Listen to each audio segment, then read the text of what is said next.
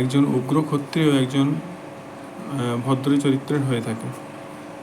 তো যাই হোক, টাকায় যখন সব, তো তারা অতীতে যে জমি, তারা যেভাবে মানুষকে জোর জুলুম করে মানুষের কাছ থেকে, যেটা অতীতে জানা যায় যে উগ্র ক্ষত্রিয় আগরি মানে তাদের হচ্ছে উৎপত্তি এই, আমি ইন্টারনেটে আসলে কোথাও ভিডিও পাইনি, আমি নেট থেকে আমি জেনে যেটুকু জানতে পেরেছি পরে সার্চ করে, যে তাদের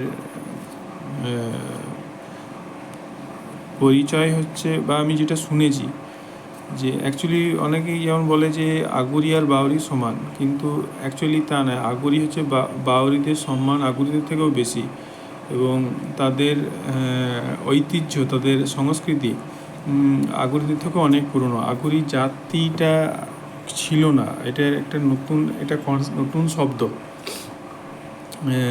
আমি জাতিবিদ্বেষের প্রতি যাচ্ছি না, আমি জাস্ট একটা গল্পের ছলে শিক্ষামূলক উদ্দেশ্যে যাচ্ছি, কারণ সবাইকে আমি মানুষ মনে করি, এবং জাতি কোনো এরকম হয় না, টাকা দিয়ে হয়। তো আগুরিরা এরকম অতীতে কি ছিল যে তারা মানুষকে ভয় দেখিয়ে হত্যা করে, যেভাবে টেরোরিস্টরা বর্তমানে করছে, হত্যা করে, বদনাম করে, এইভাবে নারীদের বদনাম করে, নারীদের সঙ্গে অবৈধ বিবাহ ইত্যাদি করে তারা জমি দখল করত। মাইলের পর মাইল জমি, যারা মুঘল যারা এসেছিল তারা অতীতে এসব করেছিল।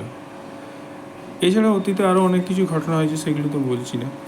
অন্যান্য জাতিদের মতো হয়েছে, যারা আর্য জাতি দেখেছি আমরা, এসেছে উত্তর ভারত থেকে, তা সেইটা তো প্রায় 2000-2500 বছর আগেকার, যেটা ইতিহাস বলছে। এছাড়াও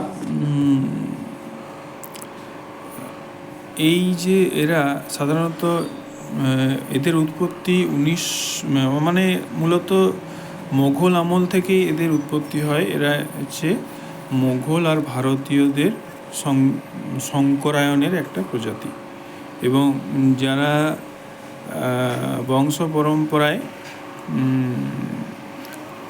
মানুষের কাছে অপ্রিয়। তো তাদের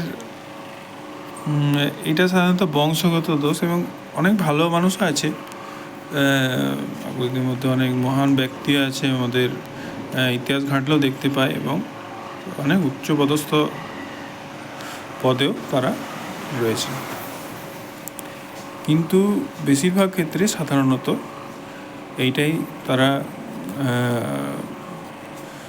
তাদের চারিত্রিক বৈশিষ্ট্য। এবং আমিও ছোটোর থেকে যেটা দেখে আসছি, একটু তারা বেপরোয়া, এবং কি তার নিজের বাবাকেও সে খেয়ে ফেলেছে।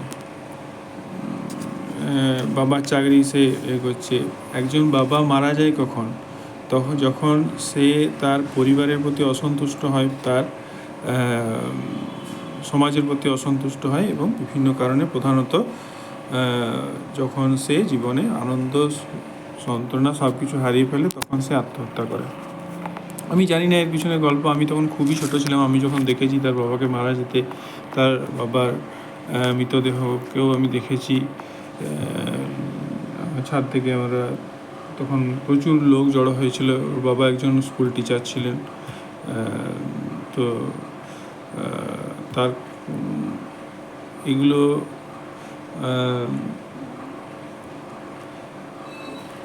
তো এছাড়াও তারপরেও অনেক ঘটনা ঘটেছে। তার যে কন্যা, তার সেও গলায় দড়ি নিয়ে মারা যায়। মানে এই প্রশান্ত মণ্ডলের বোন বা দিদি, কী বটে আমি জানি না। এছাড়া তারা এবং আমরা হচ্ছি তাদের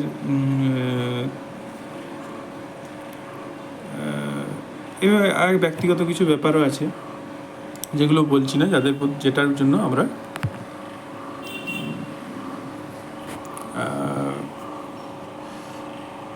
তো প্রাইভেট জিনিস প্রাইভেট রাখাই ভালো, কিছু জিনিস গোপন রাখাই ভালো।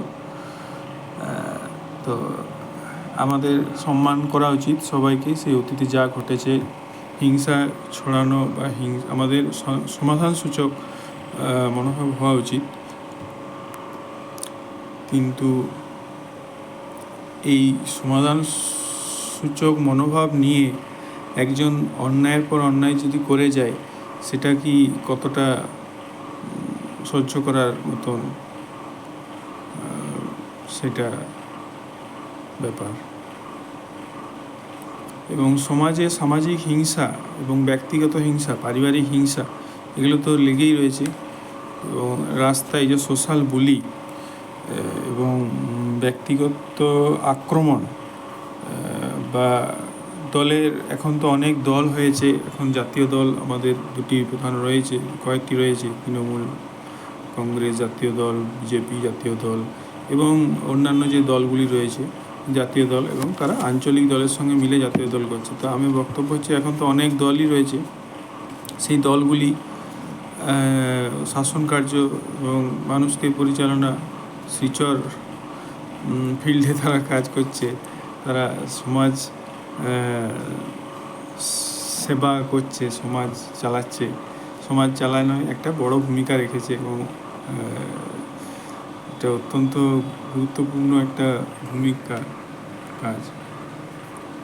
কিন্তু তা সত্ত্বেও এইরকম একটা মনোভাবের কিছু মানুষ থাকে, তাদের উদ্দেশ্যই, তারা আসলে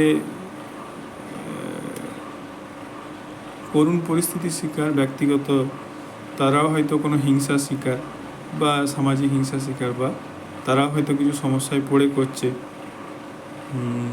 কিছুটা বুঝতে পারি, কিছুটা বুঝতে পারি না, এবং কিছু একটা মতলবে করে। কেউ সৎ উদ্দেশ্য, কেউ অসৎ উদ্দেশ্য থাকে। আপনার কাছে আমার কাছে অসৎ উদ্দেশ্য, তার কাছে সৎ, তার কাছে উদ্দেশ্য বেনিফিট অ্যান্ড লসের যে মোটিভ, উদ্দেশ্য, সেগুলো থাকে। তো সেই জন্যই কেউ করে থাকে।